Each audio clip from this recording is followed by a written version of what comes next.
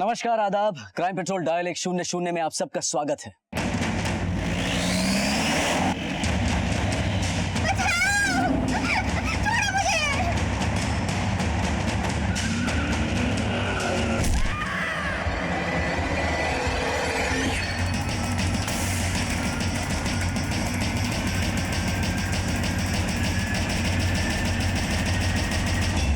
अक्सर ऐसा देखा गया है कि लोग सपने तो बड़े बड़े देखते हैं, उम्मीदें भी बड़ी बड़ी बांधते हैं, लेकिन रास्ता गलत चुन लेते हैं और तब जिंदगी अजब बन जाती है। और कई बार बेहतर जिंदगी जीने का सपना जुर्म की शक्ल ले लेता है और ये जिंदगी बदतरीन अंजाम का शिकार बन जाती है।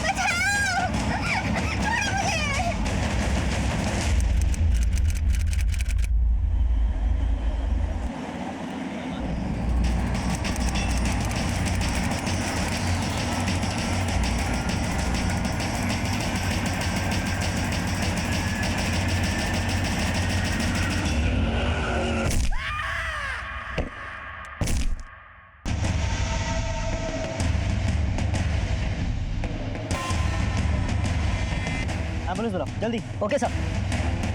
सर हिट एंड रन का केस लगता है। जल्दी, हम किसी नतीजे पे नहीं पहुंच सकते। आसपास के लोगों से पूछताछ करो, कुछ देखा है क्या किसी ने? सर हाँ मैंने फोन किया था आपको। एक सफेद रंग की एसयूवी काफी तेजी से आई, उस बेचारे को उड़ा के निकल गई। ड्राइवर का चेहरा देखा था? ये सब कुछ इतनी जल्दी हुआ कि कोई कुछ देख ही नहीं पाया। शायद एक प्रेग्नेंट औरत बहुत तेजी से गाड़ी चला रही थी। औरत? 1 महीना पहले इसी गाड़ी से एक लड़की की किडनैपिंग हुई थी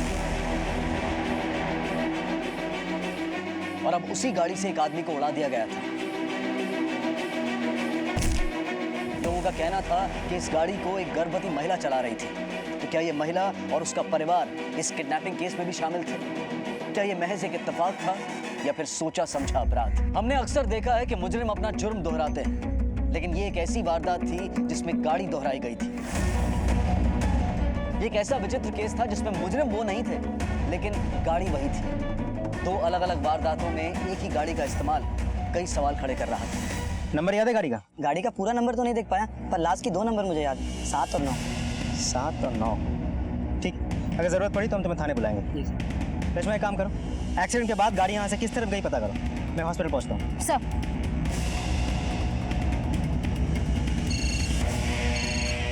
हेलो सर, धर्मपुरा रोड के पास एक एक्सीडेंट हुआ है, विक्टिम जिंदा है, हमने हॉस्पिटल पहुँचा दिया। ठीक है, तुम पहुंचो, मैं आता हूँ।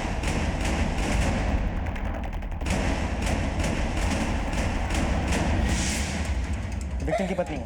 आपके पति की किसी से दुश्मनी थी या फिर किसी से कहा सुनी या किसी पर शक हो आपको? हम गरीब आदमी हैं सर, हमारी किसी से क्या दुश्मनी हो सकती है? पता नहीं कौन हमारे आदमी को टक्कर मार गया।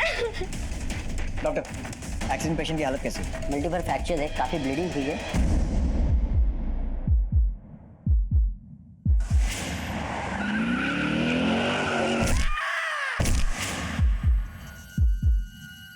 अगर विक्टिम की किसी से कोई दुश्मनी नहीं है तो शायद random hit and run case भी हो सकता है, लेकिन ये भी हो सकता है कि किसी ने जानबूझकर निशाना बनाया और उसकी पत्नी को मालूम नहीं। शहर में जितने भी वाइट एसयूवी हैं जिनके रजिस्ट्रेशन में 7 और 9 है, उनकी लिस्ट निकल लो। चलो।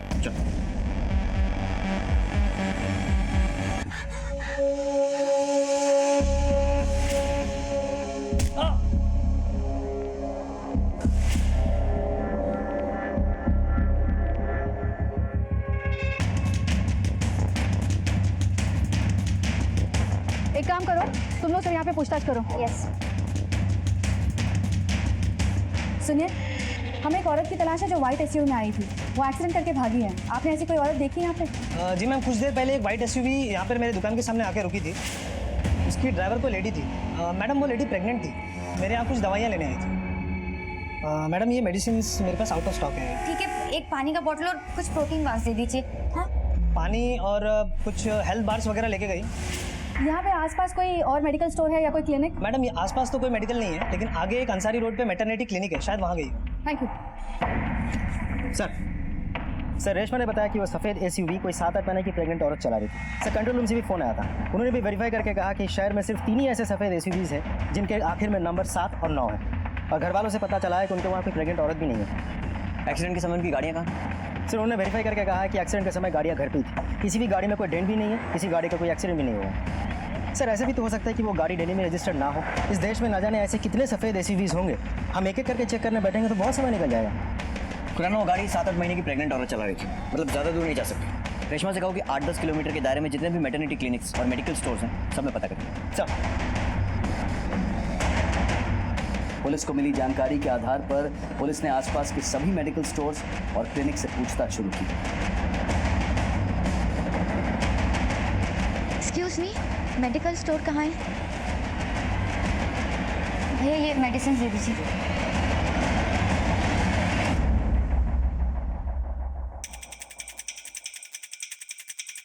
सुनिए, हाँ मैम। क्या आपने यहाँ पे कुछ देर पहले एक प्रेग्नेंट औरत को आते हुए देखा है, एक वाइट एसयूवी में? हाँ मैम, आई थी। वो हमारे मेडिकल स्टोर के बारे में पूछ रही थी। कहाँ है ये आपका मेडिकल स्टोर? मैम आगे से लेफ्ट। Thank you. वेलकम। अरे रघु, तुम्हें पता है आज हॉस्पिटल में पुलिस आई है। तो क्या हुआ, यहाँ तो रोज का काम है। बस दे दीजिए, हो गया ये लीजिए। एक्सक्यूज मी, यहाँ पे थोड़ी देर पहले कोई प्रेग्नेंट औरत आई थी? हाँ मैम, एक औरत आई थी, जल्दी जल्दी में मेडिसिन का अपना पर्चा भूल गई। अच्छा। शिल्पा यादव, डॉक्टर राधिका गुप्ता, दिलशाद गाड़ी। जी हाँ मैडम, ये शिल्पा मेरी ही पेशेंट है।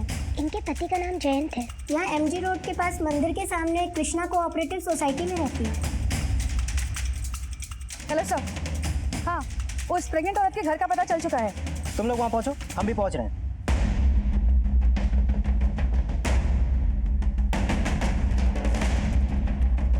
जयंत और उसकी बीवी शिल्पा यहीं रहते हैं? हाँ जी सर, यहीं रहते हैं, पहले माले पर सर।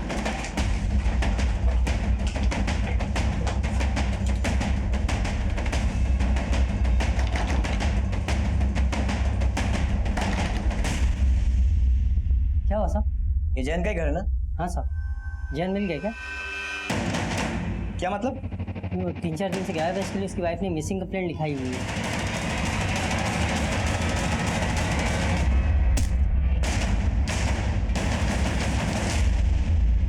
सर मैंने क्रॉस चेक कर लिया, शिल्पा के पति पिछले 3 दिनों से गायब है।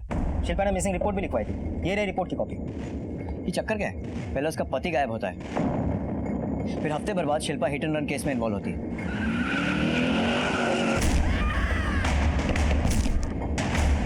और उसके बाद पुलिस से चिपटी फिर रही है। इस रिपोर्ट के हिसाब से जयंत 15 जून को आखिरी बार राजनगर गाजियाबाद में देखा गया था, जिसके बाद से उसका कोई पता नहीं है। पर अब शिल्पा गायब है। तो वो समझ में नहीं आ रहा, एक 7-8 महीने की प्रेग्नेंट औरत एसयूवी लेकर कहाँ जा रही थी? वो किसी से भाग तो नहीं रही थी, और शायद इसी चक्कर में उससे एक्सीडेंट हो गया हो। शिल्पा के घर का सर्च वारंट निकलवा, शायद वहाँ से कोई क्लू मिले। हाईवे पेट्रोल से गाड़ी की कोई खबर? अभी तक तो नहीं सर।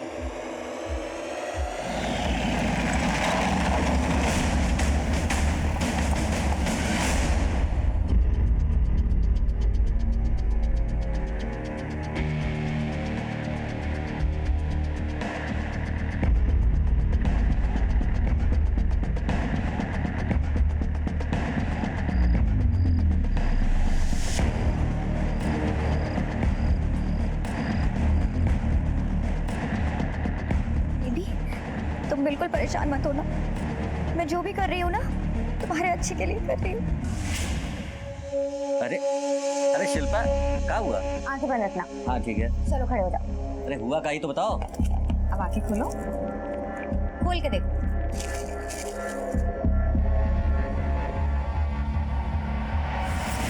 अरे तो वो है। हाँ, पॉजिटिव है बिहारी बाबू, अब आप पापा बनने वाले हैं।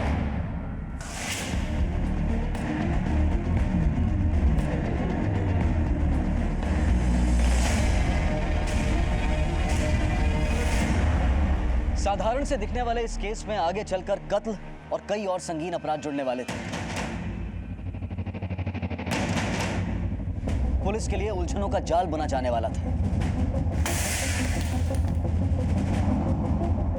और आखिर इस सब का एक गर्भवती महिला से क्या ताल्लुक था? पति पत्नी का रिश्ता एक गाड़ी के 2 पहियों की तरह से होता है, वो दोनों एक दूसरे का सहारा बनते हैं। लेकिन शिल्पा और जयंत के बीच का तनाव अपनी चरम सीमा पार कर गया था। और जयंत का गाजियाबाद से क्या ताल्लुक है?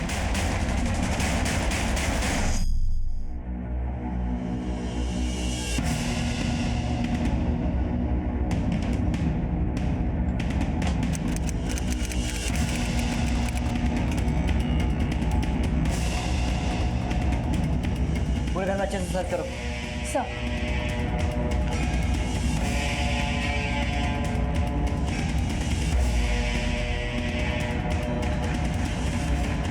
सर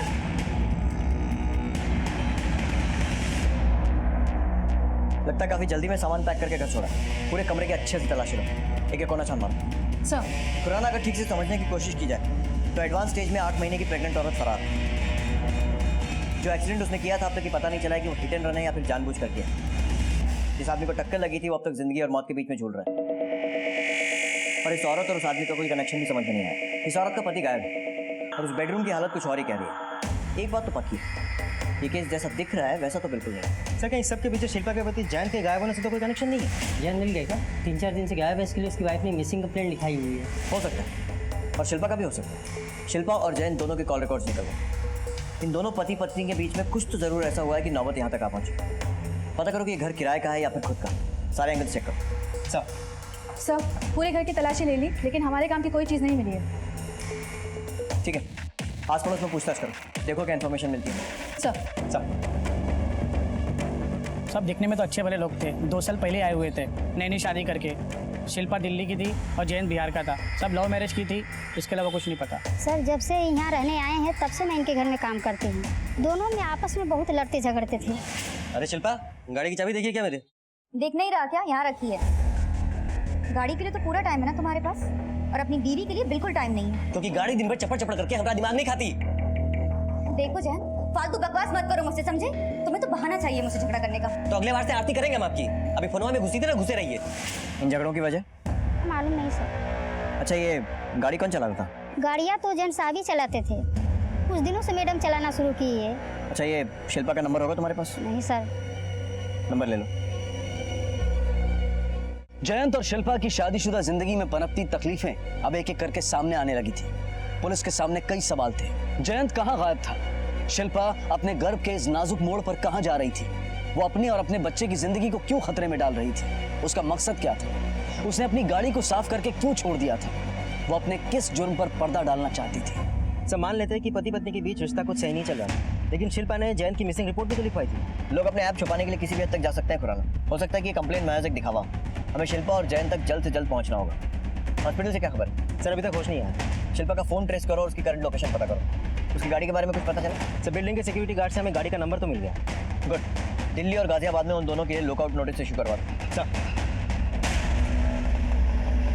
भैया जी प्लीज़ बस स्टैंड छोड़ दीजिए।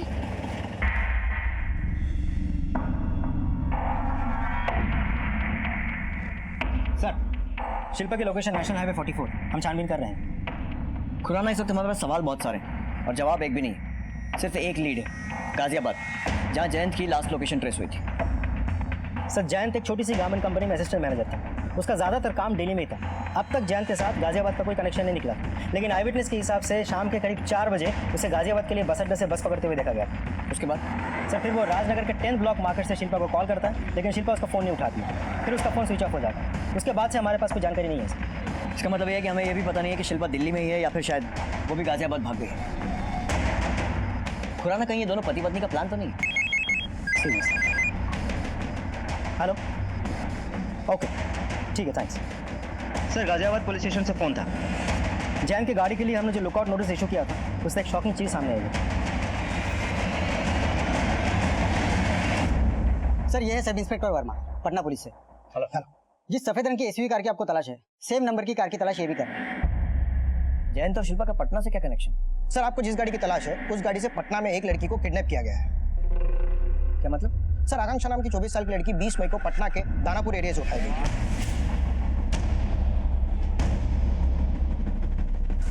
सर आई विटनेसेस ने कंफर्म किया है। गाड़ी का मॉडल नंबर, गाड़ी का नंबर और गाड़ी का कलर। आप जिस गाड़ी की इन्वेस्टिगेशन कर रहे हैं वो यही गाड़ी है। सर जब हमने उस गाड़ी का नंबर आरटीओ से कंफर्म किया तो पता चला कि वो गाड़ी किसी मिस्टर गुप्ता के नाम रजिस्टर्ड है, और जब हमने उनसे कांटेक्ट किया तो सर मैं किसी जयंत यादव को जानता ही नहीं। इनफैक्ट मेरे पास तो कभी कोई सफ़ेद एसयूवी का थी नहीं। और तो और सर मैंने कभी कोई गाड़ी ऐसी बेची ही नहीं है। यानी कि आपका कहने का मतलब है कि आपकी गाड़ी के पेपर्स नकली है? जी हाँ सर, किसी ने मेरे डॉक्यूमेंट्स का मिसयूज़ किया। आप चाहे तो आरटीओ से वेरीफाई कर सकते हैं। मेरा इन सब से कोई लेना देना है ही नहीं। पहले जयंत गायब हुआ, फिर एक संगीन एक्सीडेंट या कत्ल की कोशिश का मामला सामने आया और अब ये राज खुला कि इस कार की एक किडनैपिंग के केस में भी तलाश जारी है। आखिर ये माजरा क्या था? पुलिस इन सारी उलझनों को सुलझाने में लगी हुई थी।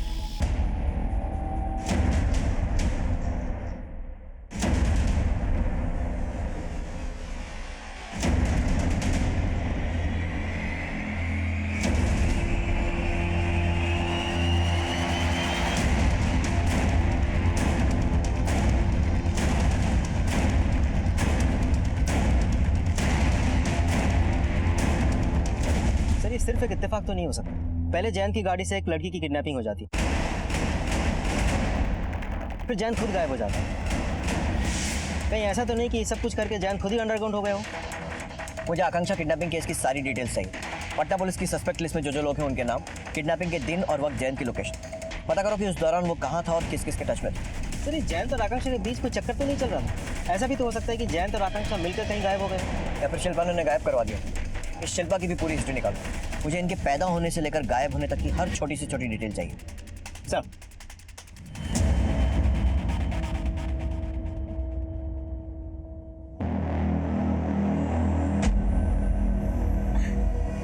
देखो, तुम्हारे लिए रात गई बात गई, लेकिन तुम मेरी जिंदगी हो।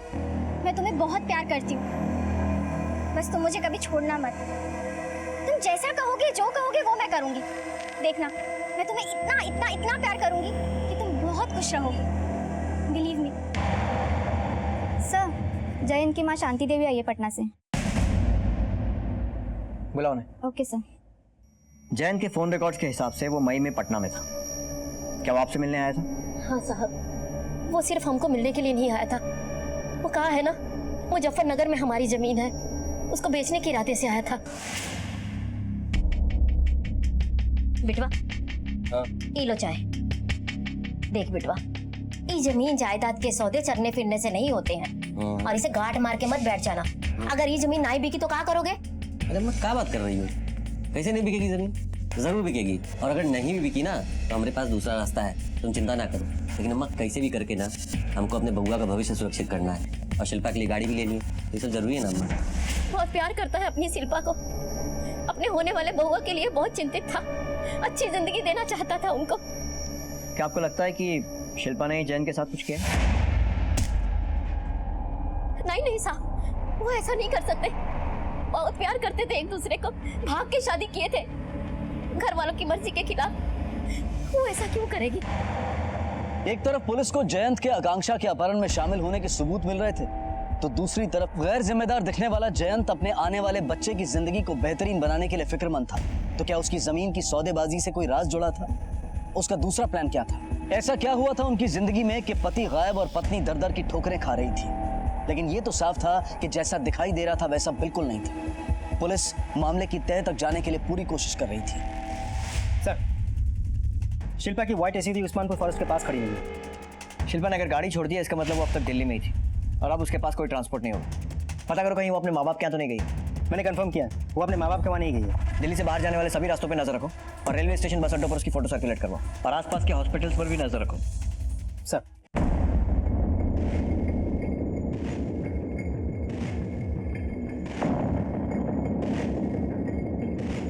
हर जगह पे पूछताछ कर ली, पर शिल्पा और जयंत का कहीं पे पता नहीं चला। जयंत का फोन तो इसी एरिया में एक्टिव था, यहीं से उसने शिल्पा को कांटेक्ट करने की कोशिश की थी। फिर यहाँ से वो कहाँ गायब हो गया? हेलो साहब, एक खबर है। ठीक है, पहुँचते हैं आप।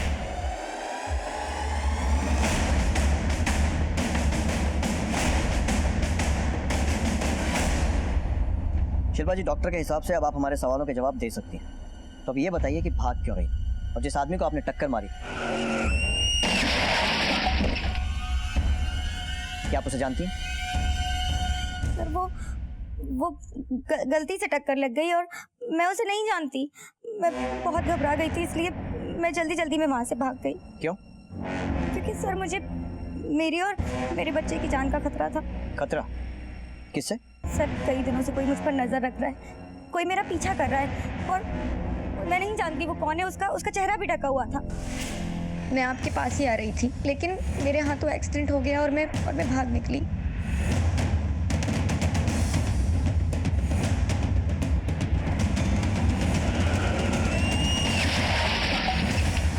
फिर तो उस गाड़ी का नंबर, मॉडल या फिर कलर, कुछ डिटेल तो याद होगी आपको?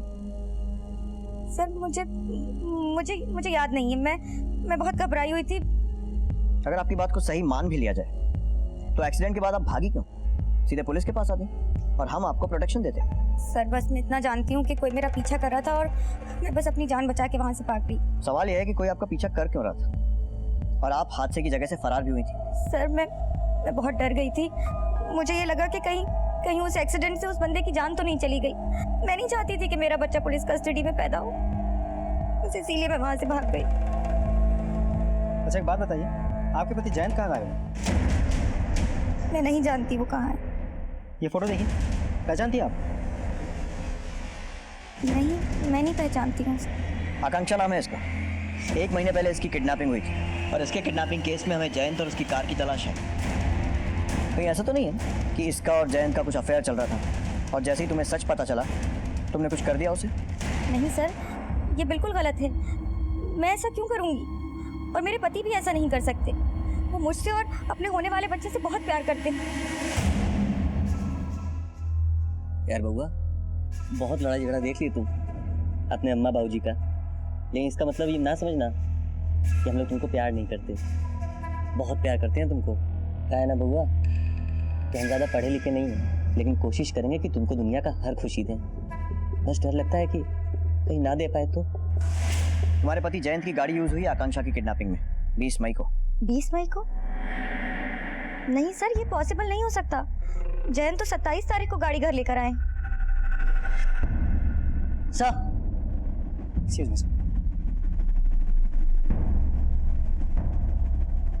सर, एक मिनट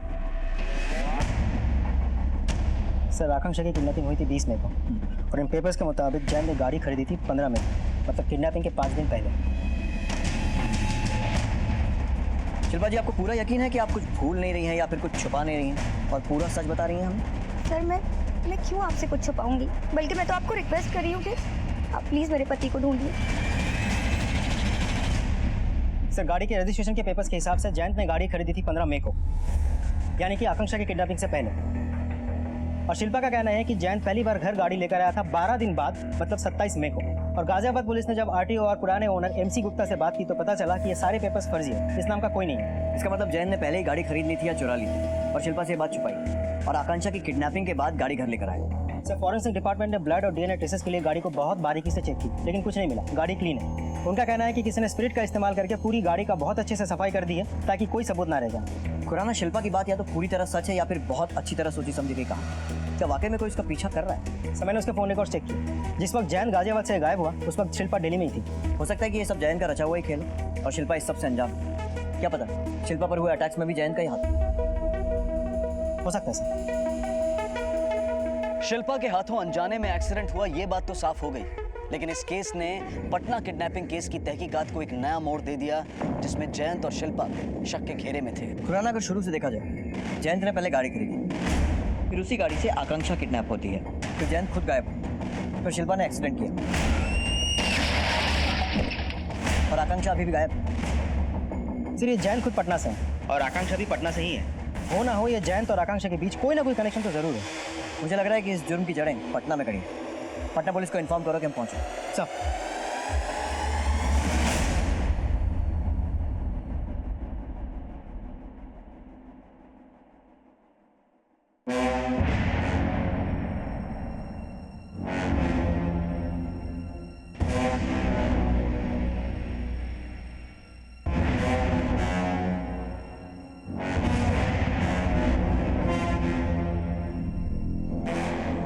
क्या हुआ? फोन लगा का? नहीं माँ जी, फोन नहीं लग रहा है।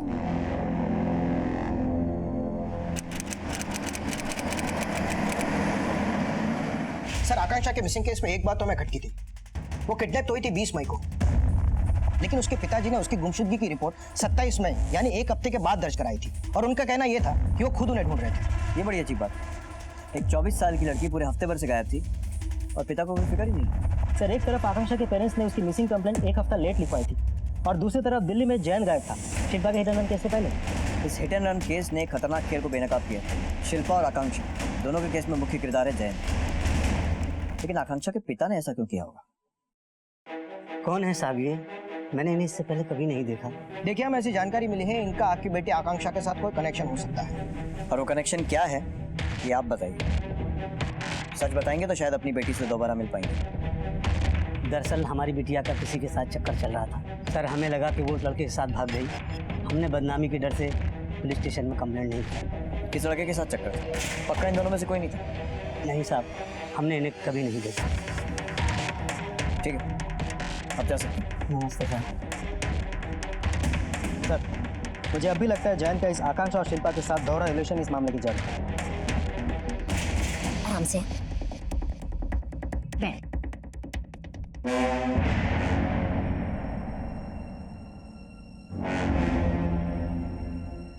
कहाँ हुआ? सब ठीक तो है ना? वो वही आदमी है, वो वही आदमी जो मेरा पीछा कर रहा था। अरे रुको, कोई है, पकड़ो उसे। ए, रुक।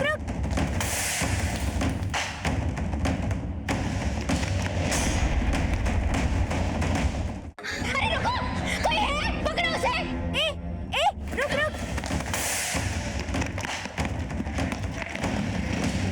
रुक, उतर नीचे। रुक।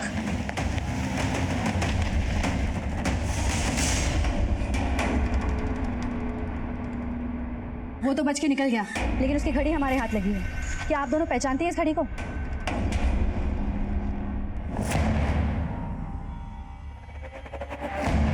ये घड़ी तो जयंत की है। नर्स, जल्दी आओ। देखो क्या हुआ है। देखो जल्दी, देखो जरा सर, आप रहो। दिल्ली से सब इंस्पेक्टर रेशमा का फोन आया था। शिल्पा ने जिस आदमी का जिक्र किया था वो हॉस्पिटल तक पहुंच गया था। रेशमा ने उसे पकड़ने की कोशिश तो की थी, लेकिन वो भाग निकला। लेकिन छीना झपटी में उस आदमी की घड़ी रेशमा के हाथ लग गई और शिल्पा ने कंफर्म किया कि वो घड़ी जैन की घड़ी है। जैन की घड़ी? मतलब ये बात तो पक्की है कि शिल्पा ने हमसे सच कहा था। और ये भी हो सकता है कि वो हमलावर जैन थी।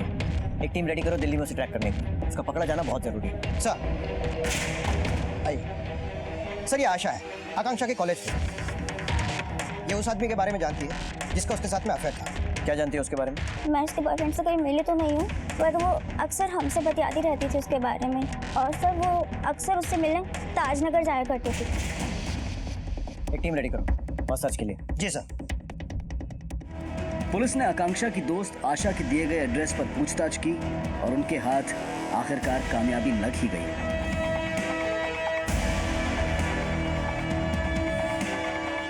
सर, ये यही घर है जहाँ आकांक्षा को अक्सर आते जाते देखा गया है। सर, लगता है कई दिनों से यहाँ कोई आया नहीं है। सारे रूम्स अच्छे से चेक करो। जी सर।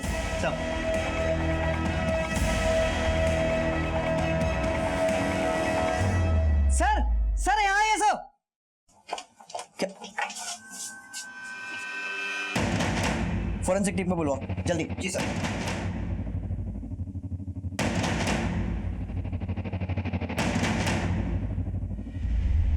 सर, किसी अजय नाम के बंदे ने यह घर रेंट पे लिया था। मकान मालिक का कहना है कि वो पिछले 1 साल से यहाँ रह रहा था। जी सर, मैंने फोटो से मैच करके कंफर्म किया, ये लाश अजय की है। अजीब बात है, इस आकांक्षा का अफेयर जैन के साथ चल रहा था या फिर इस अजय के साथ, या फिर हमें गुमराह किया जा रहा है? सर, ड्राइवर से मोबाइल मिला है बट डिस्चार्ज है। Okay sir.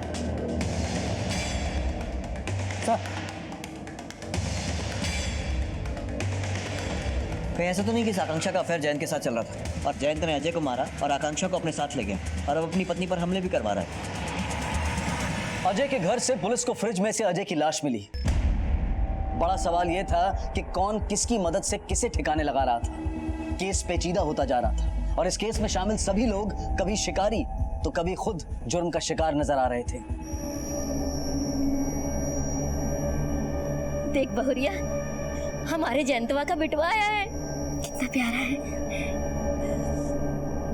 बेटा, तुम्हारे पापा ना बहुत बेसब्री से तुम्हारा इंतजार कर रहे हैं। अब हम दोनों मिलकर उनका इंतजार करेंगे। बहुत जल्दी मिलने आएंगे वो अपनी बउआ से। पॉजिटिव है बिहारी बाबू, अब आप पापा बनने वाले हैं। क्या है ना बउआ कि हम ज़्यादा पढ़े लिखे नहीं हैं, लेकिन कोशिश करेंगे कि तुमको दुनिया का हर खुशी दें।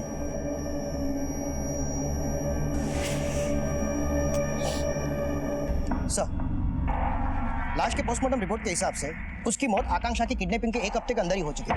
पहले तो अटैकर ने उसके सर पर किसी भारी चीज से मारा और फिर बॉडी को फ्रिज में रख दिया ताकि डिकम्पोजिशन की स्मेल ना आए किसी को। सर, जैन के कॉल रिकॉर्ड के मुताबिक जैन तो अजय के लोकेशन पटना से मैच नहीं कर रहे हैं, लेकिन अजय उस वक्त दानापुर में ही था जिस वक्त आकांक्षा की दानापुर से किडनैपिंग हुई थी। इसका मतलब आकांक्षा की किडनैपिंग में अजय कहाँ था? जैन का नहीं? सर, अजय के बारे में मैंने पूछताछ की थी। उसे अक्सर महंगी एसयूवी गाड़ी में लड़कियों को घुमाते हुए देखा गया है। हो सकता है आकांक्षा भी इसी श्रृंखला की कड़ी हो।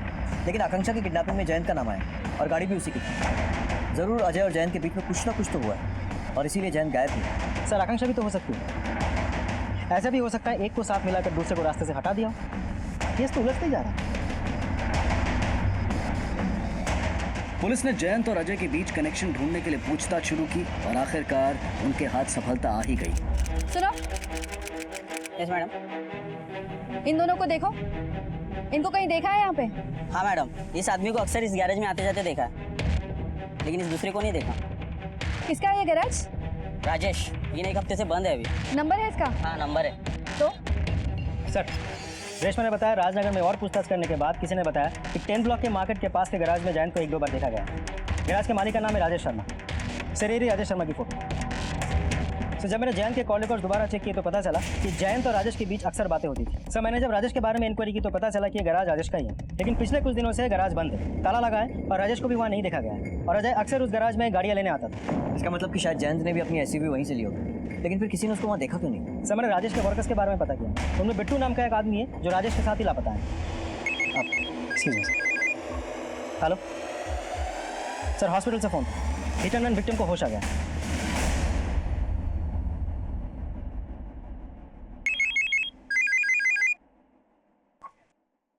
हाँ उस्मान साहेब,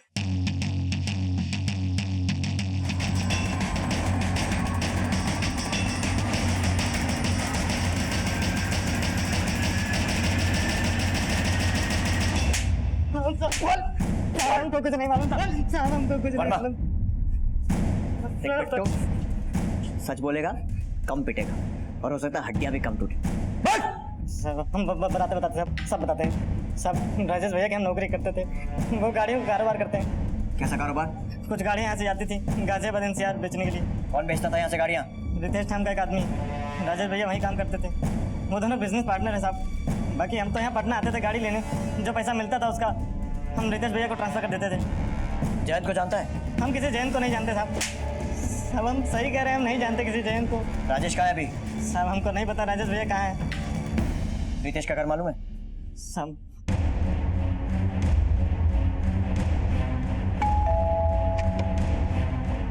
जी रितेश, आप पुलिस?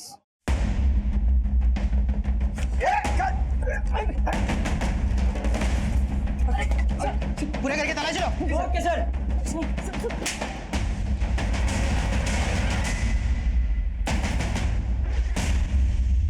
आकांक्षा? आकांक्षा की किडनैपिंग क्यों की थी तूने? और जैन के साथ क्या क्या? सर मैंने किसी का किडनैप नहीं किया है सर। वो आकाश तो खुद चल के मेरे पास आई थी। जैन को तो मैं जानता भी नहीं हूँ सर। मैं बहुत गरीब परिवार की लड़की हूँ। अजय का लाइफस्टाइल देखकर मुझे लालच आ गया था। सर वो रोज नई महंगी महंगी गाड़ियों में घूमता था, इसलिए मैंने सोचा कि अगर मैं उसके साथ रहूंगी तो मेरी लाइफ भी सेट हो जाएगी। इसलिए मैंने उस पर डोरे डालना शुरू कर दिया और भागने की चाह में खुद अपने आप का किडनैप करवा लिया। लेकिन सर बाद में मुझे पता चला उसके पास तो फूटी कौड़ी नहीं थी, वो अमीरी का ढोंग करता था।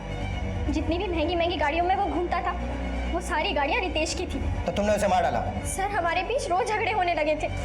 तुम जैसी लड़कियां दीवार पे बैठे उस बिल्ली की तरह होती है, जो कभी इस तरफ तो कभी उस तरफ। दो कौड़ी की औकात नहीं है तुम्हारी। और तुमने हमें धोखा कैसे दिया? छोड़ेंगे नहीं हम तुम्हें।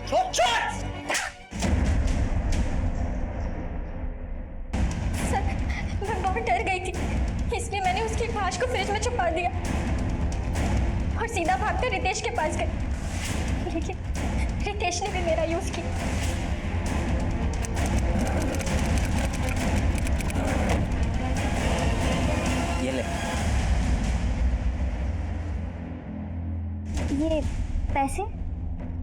बासी खाना और बासी फूल जमा करने का मुझे कोई शौक नहीं है, और चाहिए तो बता देना। सर रितेश ने तो मुझे ठुकरा दिया, लेकिन मैंने हर जगह उसका पीछा किया, सिर्फ इसी उम्मीद में कि मैं एक ना एक दिन उसे अपना लूंगी। तुम मेरी जिंदगी हो, मैं तुम्हें बहुत प्यार करती हूँ। तुम जैसा कहोगे, जो कहोगे वो मैं करूंगी, बस तुम मुझे कभी छोड़ना मत। जैन से क्या कनेक्शन है तुम्हारे? सर मैं किसी जैन को नहीं जानती। बिट्टू ने हमें सब बता दिया। राजेश के साथ तेरा क्या कनेक्शन था हमें सब पता चल चुका है। सर मैं एक सेकेंड हैंड कार डीलर हूँ सर। राजेश मुझसे गाड़ियाँ लेता है और सेल के बाद वो पैसे पहुँचा देता है। धंधा है। और ये धंधा कितना गंदा है वो भी हम पता लगा ही लेंगे।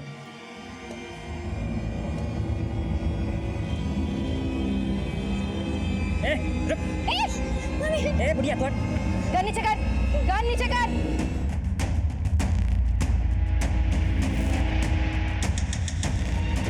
हम जानते थे कि तू शिल्पा को अकेले देखकर उस पर हमला जरूर करेगा, इसलिए तुझे बिल से निकालने के लिए हमें शिल्पा की मदद लेनी पड़ी। ले जाओ इसे। सब मेरी बात सुने सब मेरी। शिल्पा जी, कानून की मदद करने के लिए बहुत बहुत शुक्रिया। हम कोर्ट से दरख्वास्त करेंगे कि आपकी सजा कम से कम।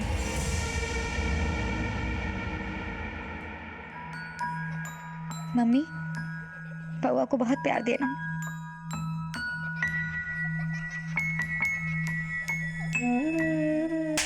सब बताता हूँ साहब,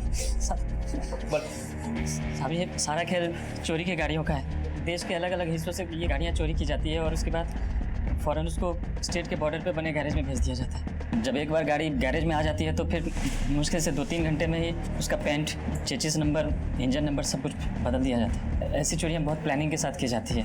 कंप्यूटर एक्सपर्ट की मदद से नकली डॉक्यूमेंट बनाए जाते हैं। एक बार ये सब हो जाने के बाद कोई गाड़ी नहीं पहचान पाता, फिर हमारे जैसे डीलर के पास वो गाड़ी भेज दी जाती है जहाँ भोले भाले लोगों को फंसा के बेच देते हैं। जैन को भी तूने ऐसे बेवकूफ़ बनाया ना? हाँ, क्या क्या उसके साथ? तो शिल्पा के पीछे क्यों पड़ा था इतने दिनों से? चल बोल। साहब जैन मेरे पास खुद आया था 12 मई को एक सेकेंड हैंड गाड़ी ढूंढते हुए। मुझे पता था कि एक सफ़ेद SUV आने वाली है, तो मैंने ऐसे वो फ़ोटो दिखा के फंसा लिया। मैंने जयंत को बेवकूफ़ बना के वो गाड़ी उससे बेच दी। लेकिन साहब मुझे क्या पता था कि वो गाड़ी की हेडलाइट तोड़ बैठेगा और इंश्योरेंस क्लेम करना चाहेगा। जब उसने इंश्योरेंस कंपनी में फ़ोन किया तो हमारे नकली डॉक्यूमेंट का राज खुल गया। साहब वो गुस्से में मेरे गैरेज पे आया, पुलिस की धमकी देने लगा, पैसे मांग रहा था। साहब मैं पैसे उसे दे देता, लेकिन मुझे रत्ती भर भी भरोसा नहीं था उस पर कि वो पैसे लेने के बाद भी पुलिस के पास नहीं जाएगा। इसलिए मैंने पैसे देने के बहाने उसे बुलाया और धोखे से मार दिया। उसी रात मैंने जयंत की बॉडी यहीं पास के एक सुनसान एरिया में गाड़ दिया। घड़ी उसकी मुझे अच्छी लगी इसलिए मैंने वो रख ली। शिल्पा को भी मारना चाहता था क्योंकि मुझे शक था कि जयंत ने अपने पति को सब कुछ बताया होगा। और कौन कौन शामिल है तेरे प्लान में? वो रितेश था, बिट्टू जो मेरे गैरेज में काम करता है। सर मजबूरी में शुरू किया हुआ धंधा इतना बढ़ गया था ना कि चोरी की हर दूसरी चोरी की गाड़ी मेरे जरिए बिकती थी। इतना पैसा था ना सर कि मैं अपने आप को चाह के भी रोक नहीं पाया सर। लाइफस्टाइल की आदत हो गई थी सर। रितेश, अभी आदत तुझे बदलनी होगी, क्योंकि जेल में तेरी लाइफस्टाइल क्या होगी वो हम डिसाइड करेंगे। शिल्पा अपने बेटे के लिए एक बेहतरीन जिंदगी चाहती थी और जयंत भी अपने बेटे के भविष्य को लेकर फिक्रमंद था। लेकिन अगर पति पत्नी ने मिलकर एक दूसरे को भरोसे में लेकर सूझबूझ के साथ कदम उठाए होते तो उनका ये अंजाम ना होता।